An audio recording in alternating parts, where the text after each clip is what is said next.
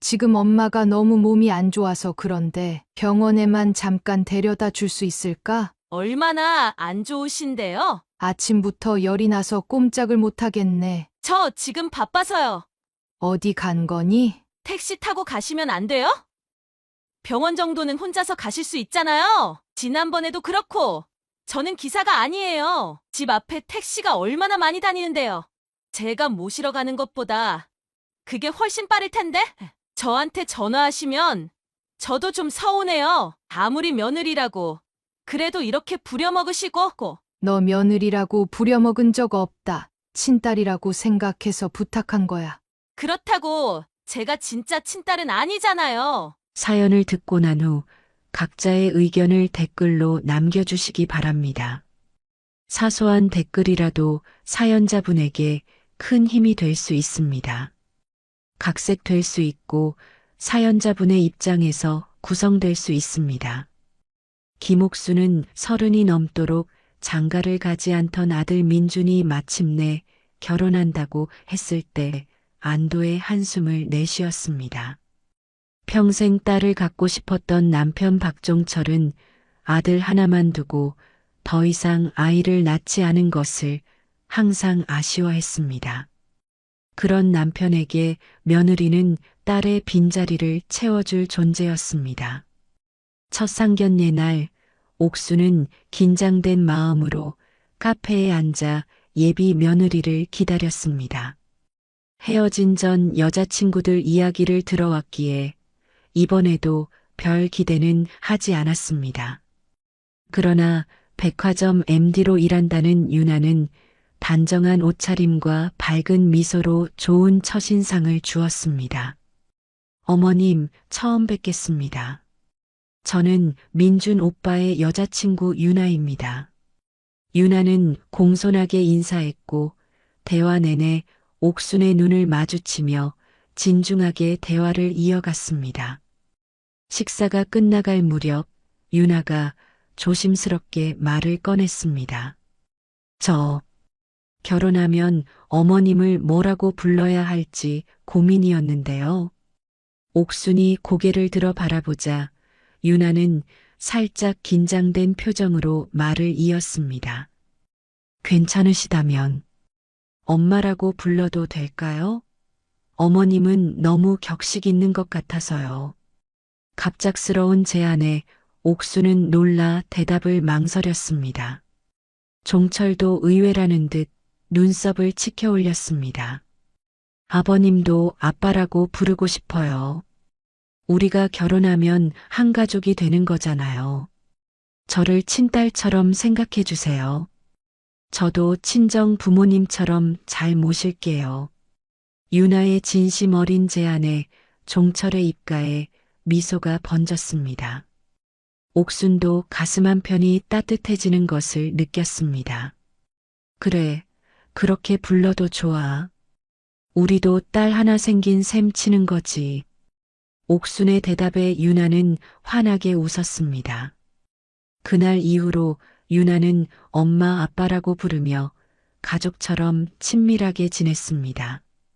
옥순의 친구들은 며느리 복을 타고났다며 부러워했습니다. 결혼식 날 유나는 아름다운 웨딩드레스를 입고 옥순에게 다가와 속삭였습니다. 엄마, 정말 감사해요.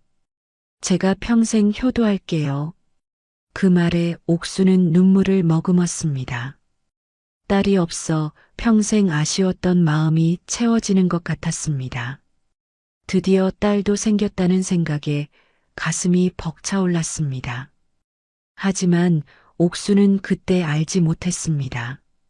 이 달콤한 엄마라는 호칭이 언젠가 가장 쓰라린 상처로 돌아올 줄은요. 아직 그녀에게는 행복한 며느리, 새로운 딸이 생긴 기쁨만이 가득했습니다.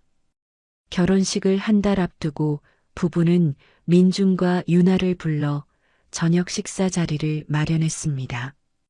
옥수는 평소처럼 정성스럽게 음식을 준비했고 종철은 특별히 와인을 한 병 사왔습니다.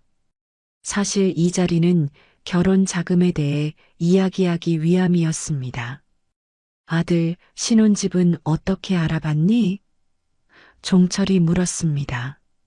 민준이 한숨을 쉬며 대답했습니다. 아버지, 요즘 집값이 미쳤어요. 전세도 비싸고. 옥순과 종철은 서로 눈빛을 교환했습니다. 이미 부부는 아들의 결혼 자금으로 3천만 원을 지원하기로 결정해 놓은 상태였습니다. 사실 결혼은 당사자들이 알아서 하는 것이 맞다고 생각했지만 주변에서 다들 자녀 결혼에 지원을 하는 것을 보니 아예 빈손으로 보낼 수는 없겠다 싶었습니다. 저희가 알아본 상가동 근처 아파트는 전세금이 좀 많이 필요해요. 유나가 조심스럽게 말을 이었습니다. 대출을 받아도 저희 둘이 모은 돈으로는 부족할 것 같아요. 유나 부모님도 사정이 좋지 않으셔서. 민준의 말에 옥수는 마음이 무거워졌습니다. 요즘 젊은이들이 결혼하기 참 어렵다고 생각했습니다. 그래서 얼마나 필요한데?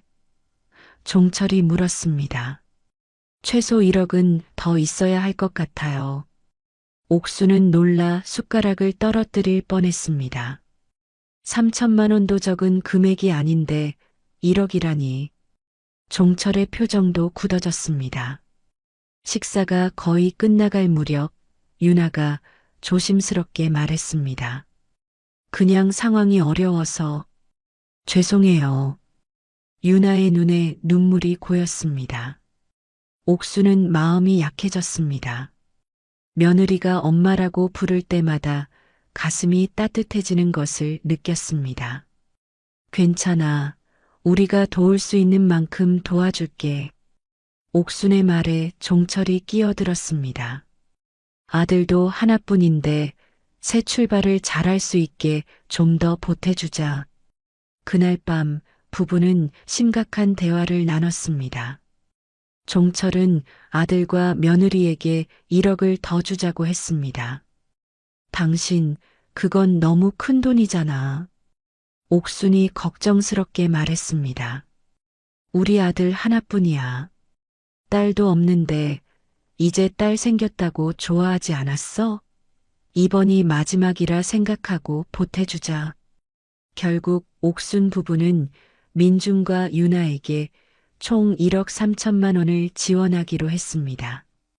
큰 금액이었지만 딸처럼 여기겠다는 유나를 믿고 싶었습니다. 신혼집 계약일 유나는 옥순의 손을 꼭 잡고 눈물을 글썽였습니다. 엄마, 정말 감사해요. 저희 잘 살게요. 제가 진짜 딸이라고 생각하고 도와주신 거죠? 평생 잊지 않을게요. 옥수는 미소 지었지만 마음 한구석이 불안했습니다. 친구 경희의 말이 문득 귓가에 맴돌았습니다. 돈 때문에 엄마라고 부르는 거 아니야?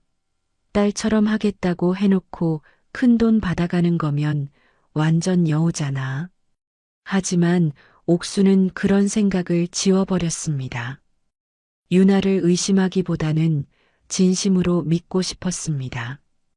그렇게 민준과 유나는 새 아파트에서 신혼생활을 시작했고 옥수는 자신의 선택이 옳았기를 바랐습니다.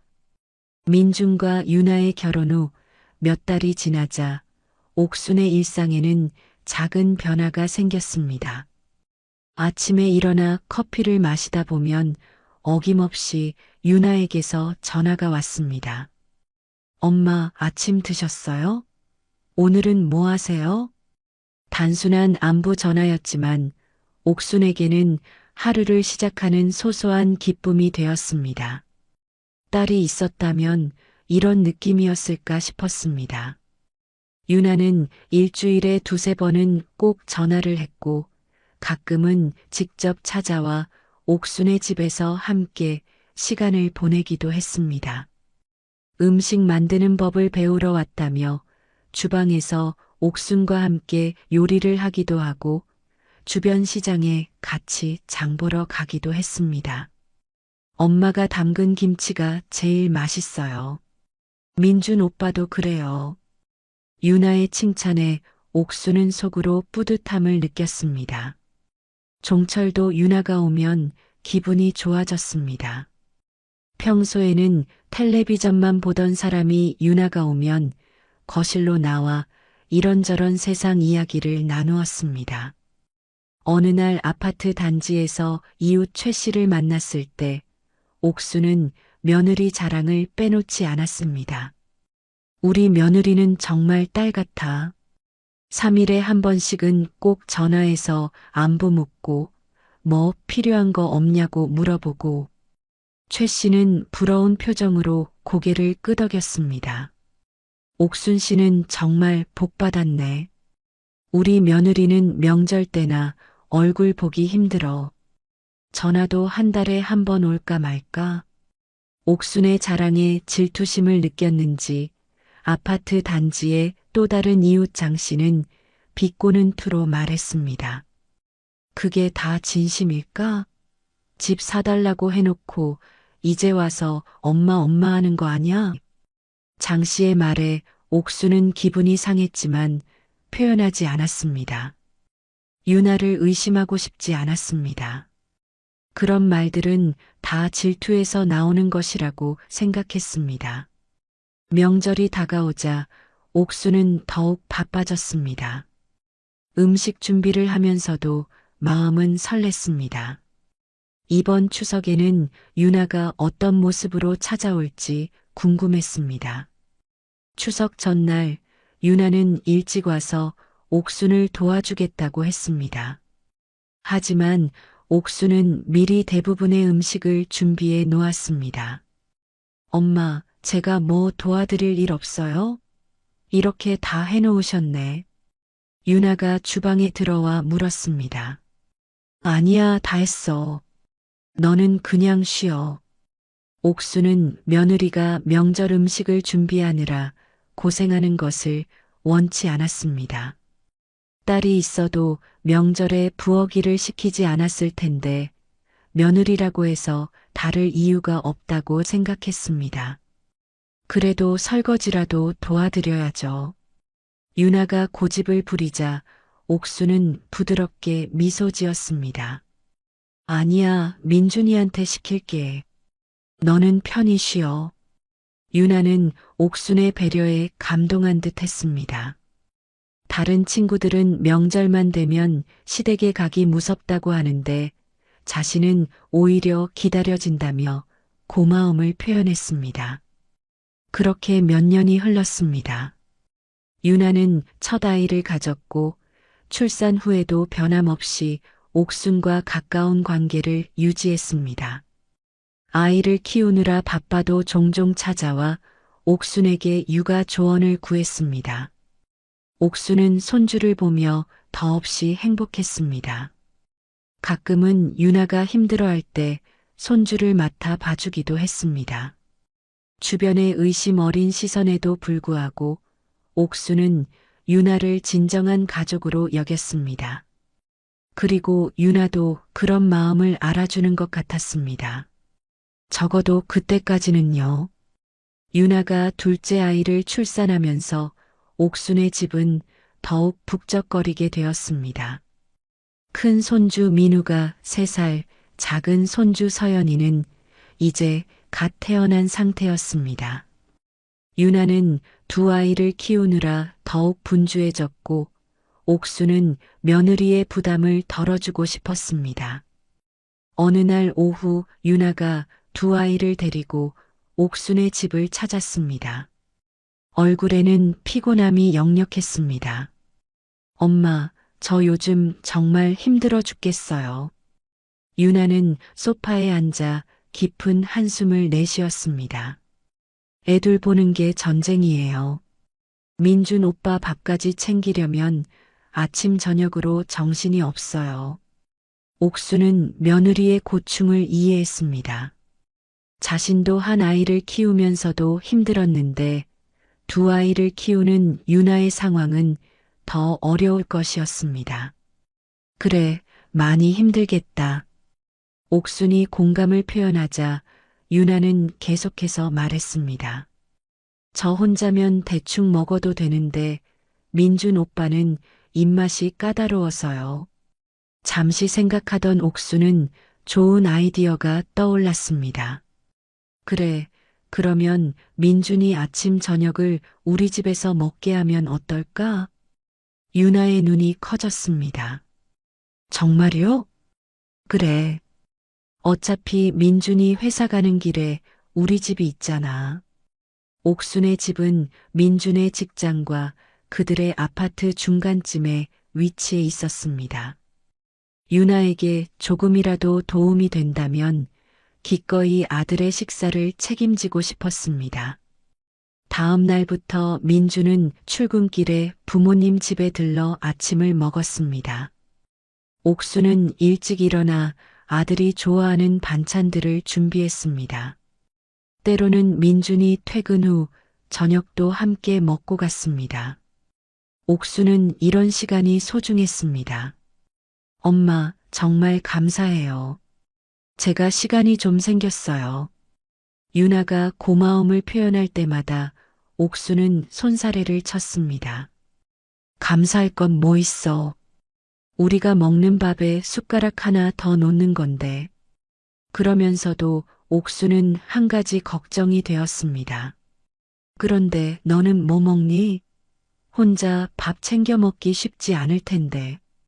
유나는 괜찮다며 웃었지만 옥수는 그 다음 날부터 아들 편에 유나의 반찬도 함께 보냈습니다. 때로는 유나도 아이들을 데리고 와서 함께 식사를 했습니다. 역시 엄마가 해주는 밥이 제일 맛있어요. 유나의 칭찬에 옥수는 더욱 열심히 음식을 준비했습니다. 종철은 농담 삼아 말했습니다. 그러면 다 같이 살면 좋겠네. 그 말에 유나가 당황하는 기색이 역력했습니다. 옥수는 재빨리 남편의 말을 무마했습니다. 아이고, 무슨 소리야. 같이 산다고 다 좋은 것도 아니고, 아무리 좋아도 같이 사는 것은 또 다른 문제임을 옥수는 잘 알고 있었습니다. 유나의 마음이 불편해질까봐 서둘러 화제를 돌렸습니다. 명절이 되면 옥수는 더욱 분주해졌습니다. 하지만 이번에도 모든 음식을 미리 준비해 놓았습니다. 유나가 도와주겠다고 해도 거절했습니다. 괜히 눈치 볼까봐 다 해놨어. 너는 그냥 쉬어. 명절날 유나는 아이들 돌보느라 지쳐 보였습니다. 옥수는 며느리에게 방에 들어가 쉬라고 권했습니다. 얘들아, 엄마 좀 자게 해드려. 아이들이 엄마를 찾아 방문을 두드리려 하자 옥순이 말렸습니다. 유나가 좀 쉬는 동안 옥순과 종철이 손주들을 돌봤습니다. 1시간쯤 뒤에 상쾌한 표정으로 나온 유나를 보니 옥수는 마음이 뿌듯했습니다. 옥수는 진심으로 생각했습니다. 딸이 있었어도 명절에 부엌일 시키지 않았을 텐데 며느리라고 다를 건 없지. 유나를 위한 이런 배려들이 당연하다고 느꼈습니다. 가족으로서 서로 돕고 아끼는 것이 자연스러웠습니다. 옥순의 생일이 다가오자 유나는 특별히 선물을 준비했습니다.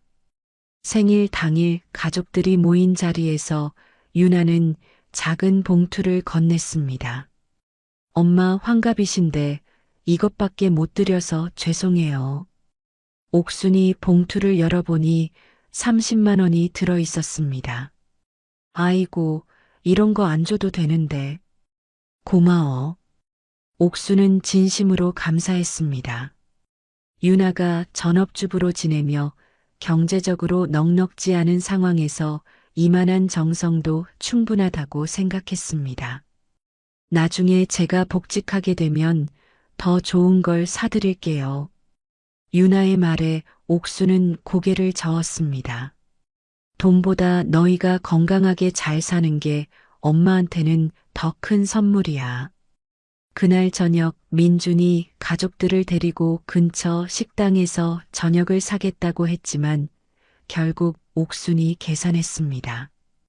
비록 선물은 소박했지만 온 가족이 함께 모여 웃고 떠드는 모습이 옥순에게는 더 값진 선물이었습니다. 몇 달 후 어느 평일 오후였습니다. 유나가 급한 일이 있다며 아이들을 맡기고 갔고 옥수는 기꺼이 손주들을 돌봤습니다. 민우는 이제 4살이 되어 TV 보는 것을 좋아했습니다. 할머니, 뽀로로 틀어줘. 민우가 리모컨을 옥순에게 내밀었습니다. 아이고, 어쩌지? TV가 고장났는데. 옥순의 텔레비전은 지난주에 고장났습니다.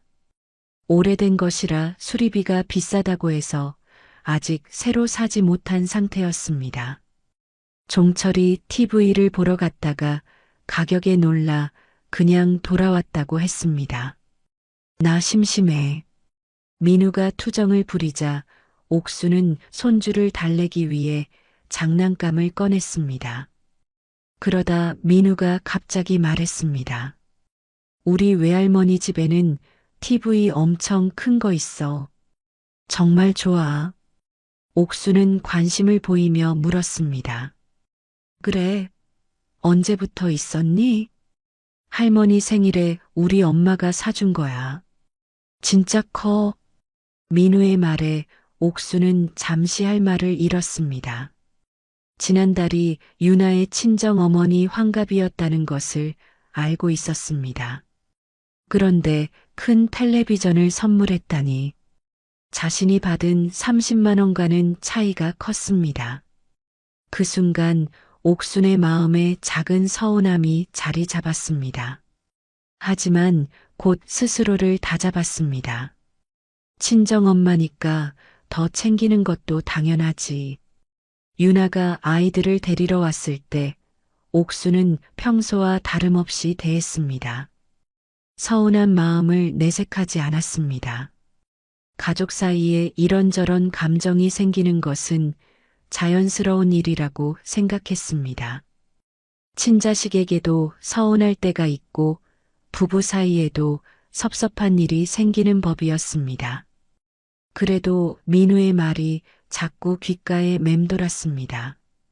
옥수는 그동안 유나를 위해 얼마나 많은 것을 해왔는지 돌아보게 되었습니다. 아침 저녁으로 아들 밥을 챙기고 수시로 반찬을 싸주고 아이들을 봐주고 그런데 정작 자신이 필요할 때 유나는 얼마나 신경을 써줄까? 문득 그런 의문이 들었습니다. 하지만 옥수는 그런 생각을 떨쳐버렸습니다. 우리가 주는 건 조건 없이 주는 거지. 뭔가 바라고 주는 게 아니야. 그렇게 자신을 다독였습니다. 그래도 종철에게는 이 일을 털어놓지 않을 수 없었습니다. 여보, 우리도 TV 새로 사야겠어. 민우가 TV 보고 싶어 하는데. 종철은 옥순의 눈치를 살폈습니다. 갑자기 왜? 돈 아껴서 여행이나 가자며? 옥순은 민우에게 들은 이야기를 조심스럽게 전했습니다. 종철의 표정이 굳어졌습니다. 그래, 친정 엄마한테는 큰 TV를 사주고 우리한테는 30만 원이라. 옥수는 남편의 말을 가로막았습니다. 그냥 그러려니 해.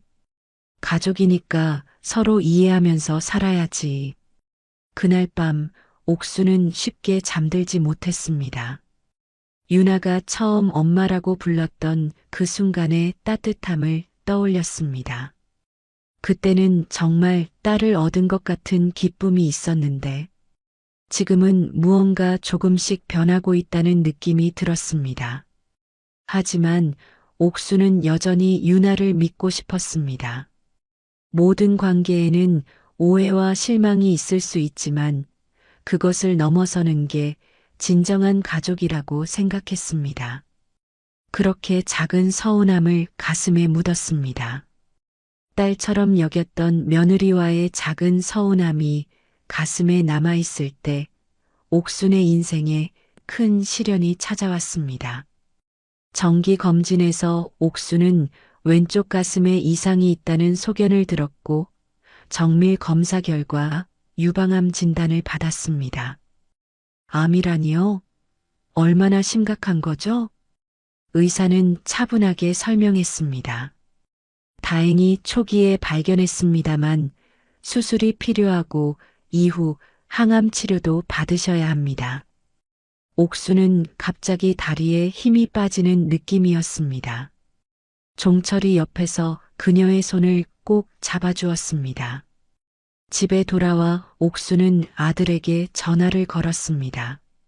민주는 충격을 받은 듯 했지만 냉정하게 대처하려 노력했습니다. 어머니, 걱정 마세요. 요즘 의학이 발달해서 초기에 발견하면 완치율이 높대요. 옥수는 아들의 위로에 고개를 끄덕였습니다. 전화를 끊고 나서야 눈물이 흘렀습니다. 1시간 후 유나에게서 전화가 왔습니다. 엄마, 오빠한테 들었어요. 너무 걱정돼요.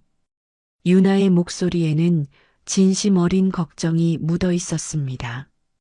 옥수는 그 마음이 고마웠습니다. 괜찮아. 의사 선생님이 촉이래. 잘 될 거야. 그렇게 옥순의 투병 생활이 시작되었습니다. 왼쪽 가슴 부분 절제 수술을 받고 이어서 항암 치료를 시작했습니다. 처음에는 민준과 유나가 번갈아 병원에 데려다 주었습니다. 하지만 항암 치료가 길어지면서 점차 유나의 방문과 전화가 뜸해졌습니다. 항암 치료의 부작용은 생각보다 심했습니다. 머리카락이 빠지고 구토와 피로감에 시달렸습니다.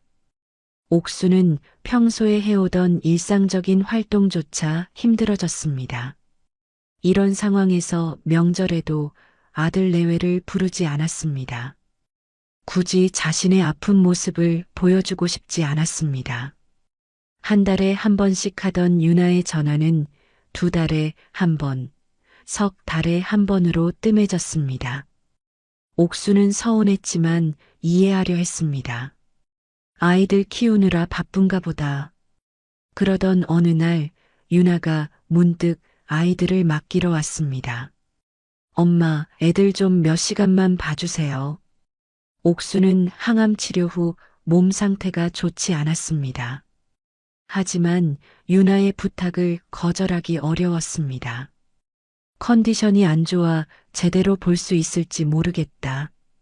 유나는 옥순의 걱정을 대수롭지 않게 넘겼습니다. 아이들끼리 잘 노니까요. 밥 먹여서 보낼게요. 그냥 보고 계시기만 해도 돼요. 결국 옥수는 아이들을 맡았습니다. 하지만 몸이 너무 피로해 제대로 신경 쓰기 어려웠습니다. 다행히 아이들은 자기들끼리 놀았고 큰 탈 없이 시간이 흘렀습니다. 유나가 아이들을 데리러 왔을 때 옥수는 이제 손주들을 봐주는 것도 버겁게 느껴진다는 말을 하고 싶었습니다. 하지만 유나의 표정을 보니 그런 말을 꺼내기가 어려웠습니다. 항암 치료가 계속될수록 옥순의 건강은 더욱 악화되었습니다. 눈에 띄게 살이 빠졌고 항상 속이 울렁거렸습니다. 종철이 최대한 돌봐주려 했지만 그도 나이가 있어 한계가 있었습니다. 옥수는 점점 더 유나의 관심과 도움이 그리워졌습니다. 예전에 그렇게 자주 전화하던 며느리가 이제는 연락조차 뜸했습니다. 아픈 시모를 돌보는 부담이 두려운 것인지 아니면 단순히 자신의 생활이 더 중요해진 것인지 알 수 없었습니다. 어느 날 옥수는 유나의 차가워진 태도를 종철에게 이야기했습니다. 여보, 내가 아프니까 유나가 멀어진 것 같아. 종철은 한숨을 내쉬었습니다. 사람이 다 그런 거야. 아플 때 진짜 가족이 누군지 알게 되는 법이지. 옥수는 그 말에 쓸쓸함을 느꼈습니다. 진정한 가족이란 무엇일까? 피를 나눈 사이여야만 하는 걸까?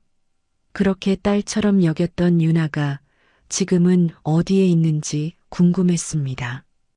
항암 치료의 마지막 단계가 다가오는 어느 날 아침, 옥수는 평소보다 더 심한 몸살 증세를 느꼈습니다. 온몸이 불덩이처럼 뜨거웠고 머리는 깨질 듯이 아팠습니다. 고열 때문에 이불 밖으로 나오기조차 힘들었습니다. 그날따라 종철은 동생의 급한 일을 도우러 시골에 내려가 있었습니다. 항암 치료로 면역력이 약해진 옥수는 이런 갑작스러운 감염에 더욱 취약했습니다. 혼자서 병원에 가기에는 너무 위험했습니다. 떨리는 손으로 전화기를 들어 민준에게 연락했지만 아들은 중요한 회의가 있어 바로 올 수 없다고 했습니다. 옥수는 마지막 선택지로 유나에게 전화를 걸었습니다. 유나야, 지금 엄마가 너무 몸이 안 좋아서 그런데 병원에만 잠깐 데려다 줄 수 있을까? 전화기 너머로 유나의 목소리가 들렸습니다. 얼마나 안 좋으신데요? 아침부터 열이 나서 꼼짝을 못하겠네. 잠시 침묵이 흐른 후 유나가 다시 말했습니다. 저 지금 바빠서요. 옥수는 실망감을 누르며 물었습니다. 어디 간 거니? 유나가 한숨을 쉬더니 짜증스러운 목소리로 말했습니다. 택시 타고 가시면 안 돼요? 병원 정도는 혼자서 가실 수 있잖아요. 옥수는 그 말에 할 말을 잃었습니다. 몸이 너무 아픈 상태에서 택시를 타고 혼자 병원에 가는 것은 거의 불가능했습니다. 하지만 유나는 그 상황을 이해하지 못하는 것 같았습니다. 지난번에도 그렇고 저는 기사가 아니에요. 그 말에 옥수는 가슴이 찔리는 듯한 아픔을 느꼈습니다. 언제부터 유나가 자신을 기사처럼 여기는 존재로 생각하게 되었을까요? 집 앞에 택시가 얼마나 많이 다니는데요. 제가 모시러 가는 것보다 그게 훨씬 빠를 텐데. 유나의 목소리는 점점 더 냉정해졌습니다. 저한테 전화하시면 저도 좀 서운해요. 아무리 며느리라고 그래도 이렇게 부려먹으시고. 옥수는 더 이상 참을 수 없었습니다. 그동안 유나를 딸처럼 여기고 아껴왔는데 이렇게 냉담한 대우를 받을 줄은 몰랐습니다. 너 며느리라고 부려먹은 적 없다. 친딸이라고 생각해서 부탁한 거야. 옥순의 말에 유나는 잠시 침묵했습니다. 그리고 돌아온 대답은 옥순의 가슴에 비수를 꽂았습니다. 그렇다고 제가 진짜 친딸은 아니잖아요. 그 말을 들은 순간 옥수는 전화기를 떨어뜨릴 뻔했습니다. 눈물이 왈칵 쏟아졌습니다. 그렇게 엄마 부르던 며느리가 결국 자신을 친딸처럼 생각한 적이 없었다는 사실이 너무 아팠습니다. 결국 옥수는 택시를 불러 혼자 병원에 갔습니다. 의사는 심각한 폐렴 초기 증상이라며 입원을 권했지만 옥수는 외래 치료만 받고 돌아왔습니다. 집에 돌아와 누워 있는데 전화가 울렸습니다. 민준이었습니다. 어머니, 괜찮으세요? 회의 끝나고 바로 전화드렸어요. 옥수는 아들에게 유나와의 일을 말하지 않았습니다.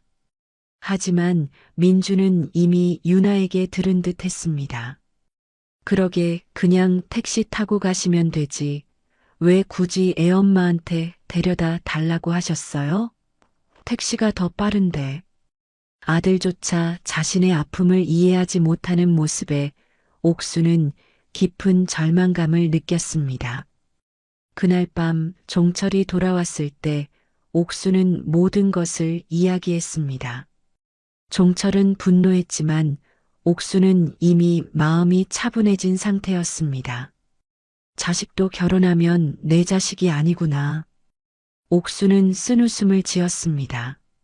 그리고 하물며 자식도 부모를 위할 줄 모르는데 피 한 방울 안 섞인 며느리가 시부모를 진정으로 생각해 줄 리는 없구나. 그날 이후 옥순의 마음속에서 유나를 향한 애정의 불씨는 서서히 꺼져갔습니다. 그토록 진심으로 딸처럼 여겼던 환상이 깨진 것이었습니다. 유나와의 통화 이후 종철은 참을 수 없는 분노를 느꼈습니다. 아픈 아내를 병원에 데려다 주는 것도 거부하는 며느리의 태도에 실망했습니다. 그날 밤 종철은 아들에게 전화를 걸었습니다. 민준아, 오늘 내 어머니 일 알고 있니? 종철의 목소리에는 억눌린 화가 묻어 있었습니다. 네, 유나한테 들었어요. 어머니 병원 다녀오셨다면서요? 종철은 아들의 가벼운 대답에 더욱 화가 났습니다. 그래, 혼자서 택시 타고 다녀오셨다. 내 와이프가 데려다 주기를 거절해서. 전화기 너머로 민준의 한숨소리가 들렸습니다. 아버지, 유나도 할 일이 있었대요. 어머니도 이해하셔야죠. 종철은 믿을 수 없다는 듯이 말했습니다. 내 어머니가 고열로 움직이기도 힘든 상태였다. 항암 치료받은 사람이 폐렴 초기 증상이면 얼마나 위험한지 알기나 하냐. 민주는 잠시 침묵했다가 변명하듯 말했습니다. 유나가 그걸 어떻게 알았겠어요? 그냥 감기인 줄 알았겠죠. 그럼 내가 와서 모셔다 드려야지. 내 아내가 못한다면 아들인 내가 책임져야 하는 거 아니냐? 종철의 목소리가 점점 높아졌습니다. 민준도 점점 짜증이 난 듯 했습니다. 아버지, 저도 중요한 회의가 있었다고요. 어머니도 그냥 택시 타고 가시면 되는데 왜 굳이 유나한테 부탁하셨어요? 종철은 더 이상 참을 수 없었습니다. 내가 지금 내 어머니를 탓하는 거냐? 무슨 자식이 부모가 아플 때 이럴 수 있니? 민준의 목소리도 올라갔습니다. 저희도 다 각자 삶이 있어요. 어머니가 유나를 기사처럼 부려먹으시니까 유나도 서운한 거죠. 종철은 말문이 막혔습니다. 자신의 아들이 이렇게까지 변할 줄은 몰랐습니다. 더 이상 대화가 의미 없다고 판단한 종철은 전화를 끊었습니다. 다음 날 옥수는 종철에게 아들과 통화했냐고 물었습니다. 종철은 간단히 대답했습니다. 그래, 통화했어. 그런데 아들도 와이프 편이더라. 옥수는 슬픈 미소를 지었습니다. 역시 그렇구나. 옥수는 이제야 현실을 직시하게 되었습니다.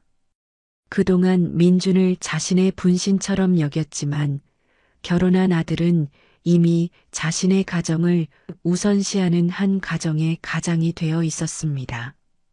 부모와 자식 사이의 끈은 생각보다 쉽게 약해질 수 있다는 쓰라린 깨달음이었습니다. 옥수는 조용히 창밖을 바라보며 생각에 잠겼습니다. 민준이 어릴 때 아프면 밤새 간호했던 기억, 학교 운동회에서 열심히 응원했던 시간들, 대학 입학할 때 기뻐했던 순간들이 주마등처럼 스쳐 지나갔습니다. 그 모든 기억이 이제는 민준에게 중요하지 않은 것처럼 느껴졌습니다. 피는 물보다 진하다고 하잖아. 그런데 피를 나눴어도 이렇게 멀어질 수 있구나. 옥순의 말에 종철도 깊은 한숨을 내쉬었습니다. 자식은 부모의 등을 보고 자라지만 부모는 자식의 등을 보고 늙는다더니 정말 맞는 말이야. 그날 이후로 옥순 부부와 민준 가족 사이에는 보이지 않는 벽이 생겼습니다. 예전처럼 자주 연락하지 않았고 만나도 이전과 같은 따뜻함은 느껴지지 않았습니다. 항암 치료가 계속되는 동안 옥수는 민준과 유나에게 더 이상 기대하지 않기로 했습니다. 대신 종철과 서로를 의지하며 어려운 시간을 견뎌나갔습니다. 가끔은 옥순의 친구 몇몇이 병원에 동행해주기도 했습니다. 옥순아, 힘들지? 우리가 있잖아. 친구의 위로에 옥순은 눈물을 흘렸습니다. 피를 나누지 않았어도 이렇게 마음으로 연결된 사람들이 있다는 것이 감사했습니다. 그러면서도 옥수는 이제 진정한 가족의 의미에 대해 다시 생각하게 되었습니다. 가족이란 단순히 피를 나눈 사이가 아니라 어려울 때 함께하는 사람들인지도 모른다는 생각이 들었습니다. 6개월의 항암 치료를 마치고 옥순의 몸 상태는 조금씩 회복되기 시작했습니다. 검사 결과도 양호했고 의사는 조심하면서 일상생활로 돌아가도 좋다고 했습니다. 약간의 후유증은 있었지만 서서히 체력이 돌아오는 것을 느낄 수 있었습니다. 건강이 회복되자 오랫동안 연락이 뜸했던 민준과 유나가 다시 연락을 해오기 시작했습니다. 처음에는 민준이 전화를 걸어 어머니의 건강을 물었고 며칠 후에는 유나도 전화를 했습니다. 엄마, 많이 좋아지셨다고 들었어요. 정말 다행이에요. 유나의 목소리는 예전처럼 다정했지만 옥순의 마음은 이미 얼어붙은 지 오래였습니다. 너는 친엄마도 아닌데 왜 엄마라고 부르니? 호칭 제대로 해라. 옥순의 차가운 말투에 유나가 잠시 말을 잃었습니다. 옥순은 유나의 당황한 기색을 느낄 수 있었지만 더 이상 마음이 움직이지 않았습니다. 어머님, 저 희준이랑 예준이 좀. 유나의 목소리가 조심스러워졌습니다. 옥수는 이미 알고 있었습니다. 항상 그랬듯이 연락을 해온 이유는 아이들을 맡기기 위해서였을 것입니다. 애들 맡기려고? 네, 급한 일이 있어서요. 옥수는 쓴웃음을 지었습니다. 그동안 자신이 아플 때는 연락도 없다가 이제 건강해지니 다시 손주들을 맡기러 오는 유나가 못마땅했습니다. 옛날에 내가 병들었을 때는 어디 있었니? 회사도 안 다니는 애가 뭐가 그렇게 힘들어서 맨날 애를 맡겨? 유나는 또다시 말문이 막혔습니다. 이런 날카로운 반응은 예상하지 못했던 것 같았습니다. 애끼지 말고 내가 키워. 아프다고 연락도 없더니 이제 와서 뭐가 급해서 애를 맡기려고 해? 옥수는 전화를 끊었습니다. 그동안 억눌러왔던 서운함과 분노가 한꺼번에 터져 나온 것 같았습니다. 옆에서 이 광경을 지켜보던 종철은 조용히 고개를 끄덕였습니다. 며칠 후 민준이 찾아왔습니다. 표정이 좋지 않았습니다. 어머니, 유나한테 그렇게 말씀하시면 어떡해요? 너무하신 거 아니에요? 옥수는 차분하게 대답했습니다. 너희가 나한테 했던 대로 돌려준 것뿐이야. 민주는 어머니의 단호한 태도에 더 이상 반박하지 못했습니다. 추석이 다가오자 옥수는 이전과 다르게 준비했습니다. 음식을 미리 다 해놓지 않고 필요한 재료만 사두었습니다. 명절 전날 유나가 조심스럽게 찾아왔습니다. 어머님, 제가 뭐 도와드릴까요? 옥수는 담담하게 말했습니다. 저보고 하라고요? 그래, 나이 먹고 병든 시어머니가 하는 것보다는 젊은 며느리가 하는 게 좋지 않겠니? 유나의 얼굴이 붉어졌습니다. 그동안 한 번도 명절 음식을 준비해 보지 않은 유나는 당황한 기색이 역력했습니다. 그리고 다 먹고 설거지도 하고. 옥순의 말에 유나는 어쩔 줄 몰라 했습니다. 옥순은 냉장고를 열어 재료들을 꺼내 보여주었습니다. 이걸 다 해야 해요? 그럼 그래야 식구들 다 같이 먹지. 명절 당일 유나는 어색하게 부엌에 서서 음식을 준비했습니다. 옥수는 옆에서 가끔 지시만 할 뿐 직접 손을 대지 않았습니다. 종철도 평소와 달리 아이들을 돌보지 않고 TV를 보며 쉬었습니다. 식사 후에는 설거지도 유나가 했습니다. 아이들이 엄마를 찾아 부엌으로 와도 옥수는 이전처럼 엄마 쉬게 해드려라고 말리지 않았습니다. 유나는 눈물을 참으며 모든 일을 했습니다. 저녁이 되어 민준 가족이 돌아갈 준비를 할 때 유나가 조심스럽게 말했습니다. 어머님, 너무 하신 거 아니에요?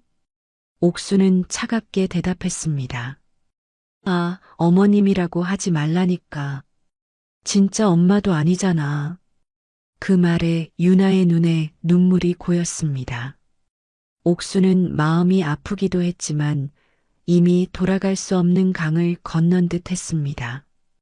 지난번에 내가 했던 말 잘 생각해봐. 그렇다고 제가 진짜 친딸은 아니잖아요. 그 말이 맞더라. 진짜 엄마도 아니고 진짜 딸도 아닌데 억지로 그렇게 대하니까 그런 일이 생긴 거야. 옥순의 날카로운 말에 유나는 더 이상 아무 말도 하지 못했습니다. 그저 눈물만 흘릴 뿐이었습니다. 명절 이후 민준과 유나는 예상대로 연락이 뜸해졌습니다. 가끔 민준이 형식적인 안부 전화를 하는 정도였고 유나는 전혀 연락을 하지 않았습니다. 옥순과 종철도 더 이상 아들 내외에게 연락하지 않았습니다. 이제는 서로에게 거리를 두는 것이 모두에게 편안하다는 것을 깨달았기 때문입니다. 항암 치료가 모두 끝나고 3개월이 지난 어느 날 옥수는 병원에서 정기 검진을 받았습니다. 의사는 미소를 지으며 결과를 알려주었습니다. 정 여사님, 결과가 아주 좋습니다. 현재로서는 암의 흔적이 보이지 않네요. 그 말을 들은 옥순의 눈에 눈물이 고였습니다. 그동안의 고통스러운 시간이 주마등처럼 스쳐 지나갔습니다. 종철은 옥순의 손을 꼭 잡아주었습니다. 고생 많았어, 당신. 집으로 돌아오는 길에 옥수는 창밖으로 봄꽃이 피어나는 것을 보았습니다. 자신의 삶도 이제 새로운 계절을 맞이하는 듯 했습니다. 암과의 싸움에서 이긴 지금 옥수는 비로소 마음의 여유를 찾게 되었습니다. 여보, 우리 이제 어떻게 살아갈까? 종철은 잠시 생각하더니 말했습니다. 그냥 우리 둘이 평화롭게 살자. 다른 건 이제 바라지 말고. 옥수는 고개를 끄덕였습니다. 그동안 아들과 며느리에 대한 기대와 실망으로 마음이 흔들렸지만 이제는 그 모든 것에서 자유로워지고 싶었습니다. 그날 저녁 의외로 민준에게서 전화가 왔습니다. 검진 결과가 어떻게 나왔는지 물었습니다. 옥수는 담담하게 결과를 알려주었습니다. 다행이네요, 어머니. 정말 기뻐요. 민준의 목소리에는 진심이 묻어 있었습니다. 그리고 이어서 조심스럽게 말을 이었습니다. 다음 주 토요일에 저희 집에 한번 오시면 어떨까요? 애들이 할머니, 할아버지 보고 싶어 해요. 옥수는 잠시 망설였습니다. 마음의 상처가 완전히 아물지는 않았지만 손주들이 그리웠습니다. 글쎄, 아직은 모르겠다. 생각해 볼게. 전화를 끊고 종철과 이야기를 나눈 후 옥수는 민준의 초대를 받아들이기로 했습니다. 하지만 이번에는 과거와 같은 기대는 하지 않기로 했습니다. 토요일 옥순 부부는 민준의 집을 방문했습니다. 유나는 조금 어색하게 인사했지만 음식을 정성껏 준비한 것이 보였습니다. 손주들은 반가워하며 할머니, 할아버지에게 달려왔습니다. 식사를 하면서 옥수는 유나가 어머님이라고 부르는 것을 들었습니다. 더 이상 엄마라고 부르지 않았지만 옥수는 그것이 오히려 자연스럽게 느껴졌습니다. 억지로 친딸처럼 여기려 했던 것보다 며느리와 시어머니라는 실제 관계를 인정하는 것이 모두에게 편안했습니다. 어머님, 반찬 더 드세요. 유나가 공손하게 말했습니다. 옥수는 미소를 지으며 고개를 끄덕였습니다. 돌아오는 길에 종철이 물었습니다. 어땠어? 괜찮았어? 옥수는 잠시 생각하다가 대답했습니다. 응, 괜찮았어. 전보다 훨씬 편안했어. 그렇게 옥순과 민준 가족 사이에는 적당한 거리가 생겼습니다. 이제는 한 달에 한두 번 정도 만나거나 전화 통화를 하는 정도로 관계를 유지했습니다. 서로에게 과도한 기대나 부담을 주지 않는 적절한 균형을 찾은 것입니다. 옥수는 이제 진정한 가족의 의미를 다시 생각하게 되었습니다. 가족이란 반드시 친밀하고 끈끈한 관계만을 의미하는 것이 아니라 서로의 경계를 존중하면서도 필요할 때 함께할 수 있는 관계일 수도 있다는 것을 깨달았습니다. 적당한 거리, 진작에 그게 필요했던 거야. 옥수는 창밖을 바라보며 중얼거렸습니다. 이제 그녀는 자신의 삶에 좀 더 집중하기로 했습니다. 건강을 회복한 후 동네 문화센터에서 서예를 배우기 시작했고 종철과 함께 여행을 다니기도 했습니다. 서로에게 의지하며 평화로운 노후를 보내는 것이 지금의 그녀에게는 가장 중요한 행복이었습니다. 관계가 이렇게 된 이상 적당한 거리를 두는 것이 모두에게 필요했습니다. 그래야 서로 상처 주고 상처받을 일 없이 각자의 삶을 살아갈 수 있었습니다. 옥수는 이제 그 사실을 받아들이고 새로운 평화를 찾았습니다. 사연을 듣고 댓글을 남겨주시기 바랍니다. 사소한 의견일지라도 사연자분에게는 큰 힘이 됩니다. 노골적인 악성 댓글은 사연자분에게 상처가 될 수 있으니 삼가 주시기 바랍니다.